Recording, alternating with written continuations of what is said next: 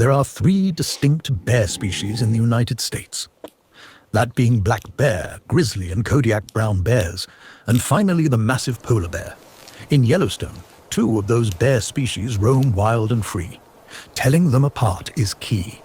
First, the American black bear.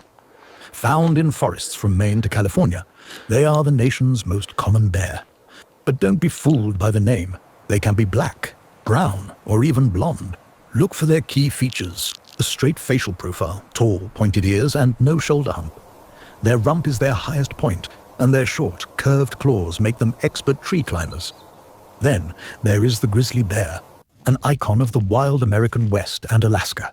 Grizzlies are typically larger, with a massive shoulder hump built for power. Their face has a dished or concave profile, and their ears are short and rounded. When identifying bears, never rely on color.